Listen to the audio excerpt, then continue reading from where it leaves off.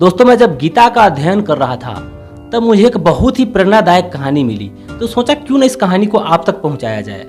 दोस्तों, ये एक घटना है जब कर्ण और अर्जुन के बीच में घमासान युद्ध चल रहा था और उसी बीच महाराज शल्य ने कर्ण को कुछ अभद्र बातें बोल दी, अपमानजनक बातें बोल दी, जिसके बाद महाराज दुर्योधन ने शल्य को दंडित करते हुए कर्ण का सारथी लगा दिया। और जब शल्य कर्ण का रथ लेकर के युद्ध के मैदान में पहुंचे और तब शल्य ने उस कर्ण को एक कहानी सुनाया। सुनिए कहानी क्या बोला था। किसी नदी के तट पर एक कुटिया थी और उस कुटिया में एक व्यापारी रहता था जिसके 4 बच्चे थे और उसका छोटा जो बच्चा था वो रोज खाना खाने के बाद जो भी खाना बर्बाद हुआ बच जाता था उसको अपने घर से दूर एक जगह डाल दिया करता था, जिसके बाद बहुत सारे पक्षी कौवे उसको खा जाया करते थे। और जब वह बनिया कलर का ऐसा होते हुए रोज देखा तब उसके बाद उसने क्या किया, उस खाने को किसी एक जगह पे रखा और जहाँ पे सिर्फ एक ही कौवा को खाने देता था, बाकी कौवों को भगा दिया करता था।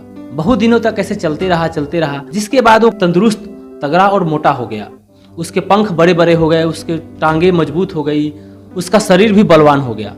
जिसके बाद वो कौवा बाकी कौवों से ज्यादा तेजी में दौड़ता, उड़ता और लड़ाई में भी सभी कौवों को पराजित कर देता था। एक दिन की बात है, वो बनिया का बच्चा उस कौवे के साथ उसी नदी के तट पर बैठा हुआ था।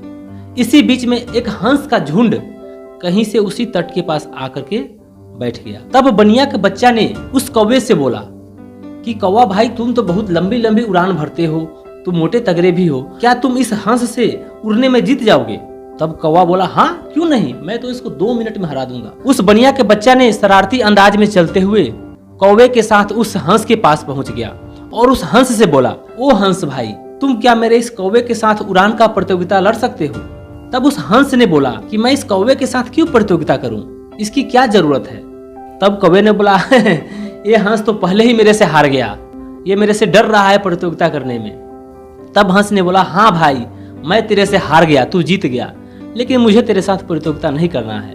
इसी बीच में तब तक और सारे कौवों का झुंड वहां पे पहुंच गए और वो कौवों का झुंड बोलने लगे कि हमारा कौवा भाई जीत गया, हमारा कौवा भाई जीत गया। वो मतलब कि इसके नारे लगाने लगे, कौवा भाई जिंदाबाद, कौवा भाई जिंदाबाद, पता नहीं क्या क्या वो नारे लगाने लगे। तब उस कौवा ने फिर से बोला उस हंस को कि हंस भाई, तेरे पास एक और मौका है, अगर तेरे में हिम्मत है तो आ जा, तू प्रतियोगिता मेरे से कर ले, मैं तुझे बताता हूँ कि उड़ान कैसे भरा जाता है। फिर उस कौवे ने उस हंस से बोला कि हंस भाई, तुम इसलिए डर रहे हो कि मैं कौवा हूँ, मैं 100 तरीके के अलग अलग उड़ान भरता हूँ, मैं तो तुझे कभी भी हरा सकता हूँ, इसीलिए तुम मेरे से प्रतियोगिता नहीं करना चाहते हो। तो हंस ने बोला, भाई कौवा, हमारा काम प्रतियोगिता करना नहीं है और मैं तो ऐसे भी दूर दूर तक पूरे देश दुनिया का विचरण करने वाला आदमी हूँ, मैं तो एक ही उड़ान भरता हूँ और उसी उड़ान से पूरी दुनिया का विचरण करता हूँ। फिर दोनों में कहासुनी होने लगी और बहुत देर कहासुनी होने के बाद हंस ने उससे प्रतियोगिता करने के लिए तैयार हो गया और फिर प्रतियोगिता दोनों के बीच में शुरू हो गई। फिर क्या, जमीन से जब 1 किलोमीटर के ऊंचाई पर पहुंचे तब तो कौवा ने अपना रंग दिखाना शुरू किया। वो अलग अलग तरीके के उड़ान भरने लगा, हर 100 मीटर के बाद अपना उड़ान भरने का तरीका चेंज कर लेता और फिर क्या, वो कौवा उड़ते उड़ते बहुत ऊंचा तक चला जाता और उस समय हंस धीरे धीरे अपना ऊंचाई पर पकड़ रहा था और फिर कौवा वहां से धड़ाम से नीचे जाता और हंस के पास आता, बोलता, और हंस भाई, तू अभी भी यहीं पे है?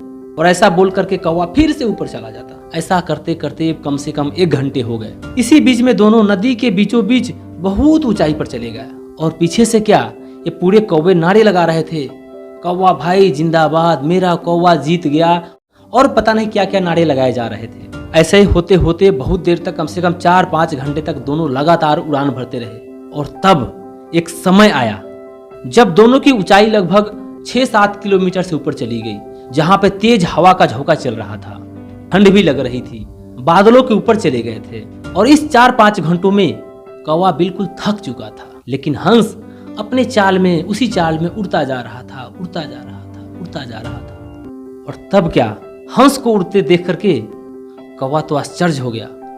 उसे लग रहा था कि कहीं हंस अब से ही हार मान करके नीचे की ओर उड़ेगा, लेकिन हंस कहाँ नीचे उड़ने वाला। ऐसा होते होते कम से कम 15-20 मिनट और उड़ान भरे, उसके बाद कौवा का हालत बिल्कुल पस्त हो गया और अब उससे उड़ पाना बिल्कुल मुश्किल हो गया। और फिर वहां से शुरू हुआ दोनों के बीच में असली उड़ान भरने का प्रतियोगिता। अब वहां पे कौवा बिल्कुल लड़खड़ा चुका था। अब उसके पास दो ही उपाय थे, या तो वहां पर हंस का पैर पकड़ के माफी मांग ले और उसके पीठ पर सवार होकर के जमीन पर आ जाए, और दूसरा वहां से लड़खड़ाते हुए नदी के बीचों बीच में गिरे और अपना जान त्याग दे। और तब कौवा बोलता है, हंस भाई अब तो मैं बिल्कुल थक चुका हूँ, कृपया मेरी मदद कीजिए, मुझे अपने पीठ पर बैठा करके वापस नदी के तट पर ले चलिए, नहीं तो मैं मर जाऊंगा। और तब हंस बोला, अरे भैया मेरा और तुम्हारी बराबरी कहाँ हो सकती है, तुम तो 100 अलग अलग तरीके के उड़ान भर सकते हो, मैं तो एक ही उड़ान भरने वाला, मैं तुम्हारा कैसे मदद करूं, मैं तो और ऊपर चल रहा हूं, अगर तुम चल सकते हो तो चलो मेरे साथ। ऐसा बोलते हुए हंस और ऊपर की ओर जाने लगा और कौवा वहीं से लड़खड़ा करके नीचे जमीन की ओर गिरने लगा और चिल्लाते रहा, हंस भाई मुझे बचा लो, हंस भाई मुझे बचा लो। लेकिन हंस फिर भी रुका नहीं, वह ऊपर की ओर चलता ही गया। फिर हंस को दया आ गई, उसको लगा कि अगर मैं अब से ही इस कौवा का जान नहीं बचाया तो ये बेचारा कौवा मर जाएगा। और फिर हंस का दिमाग बदल गया और हंस वहां से डायरेक्ट नीचे की ओर उड़ने लगा ताकि वह कौवा को पकड़ ले और उसकी जान बचा ले। फिर क्या, एक तरफ कौवा नीचे की ओर गिर रहा है और हंस उसको बचाने के लिए नीचे की ओर उड़ान भर रहा है।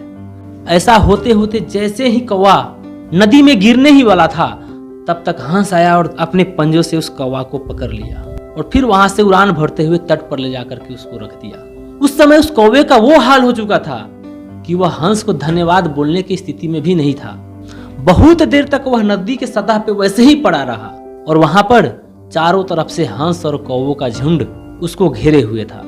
जब बहुत देर के बाद उस कौवा को होश आया तो उसने दोनों हाथ जोड़ते हुए हंस का धन्यवाद किया और वो कौवा शर्म के मारे पानी पानी हो रहा था। लेकिन हंस ने उसको समझाया बुझाया और बोला कि कौवा भाई, आप जहाँ पे हो आप अपने हिसाब से अच्छे हो, मैं जहाँ पे हूँ अपने हिसाब से अच्छा हूँ, इसमें प्रतियोगिता करने की क्या जरूरत थी। और ऐसा बोल करके वो हंस वहां से अपने झुंड के साथ चला गया। और ये पूरी कहानी खत्म होने के बाद महाराज शल्य ने कर्ण से बोला कि वैसे ही इस युद्ध में अर्जुन हंस है और तुम कर्ण कौवा हो, कौवा जो दुर्योधन के फेंके हुए मांस पे पल रहे हो और इसीलिए दुर्योधन के तरफ से गिदर भभकी वाली बातें बोल रहे हो। लेकिन कभी भी अर्जुन से तुम्हारी बराबरी नहीं हो सकती, अर्जुन महायोद्धा है और रहेगा भी। तो दोस्तों हम लोगों को भी इस कहानी से सीख मिलती है कि जैसे उस बनिए के बेटे ने उस कौवे को बढ़ा चढ़ा करके हंस से प्रतियोगिता करने के लिए बोल दिया, वैसे ही हम लोगों को भी दूसरे के बहकावे में नहीं आना चाहिए। हमें अपने स्ट्रेंथ को, अपने बल को पहचानना चाहिए कि हम क्या कर सकते हैं। दूसरे के बहकावे में आकर के कोई गलत कदम नहीं उठाना चाहिए, और कोई गलत कदम उठाए भी तो उसके परिणाम के बारे में पहले सोचना चाहिए। हमें वही करना चाहिए जो करना उचित हो, अपने लिए भी और पूरे समाज के लिए भी। कोई ऐसी कार्य दूसरे के बहकावे में आकर नहीं करना चाहिए जिससे आपके और आपके पूरे परिवार और आपके गांव समाज का नाम बदनाम हो।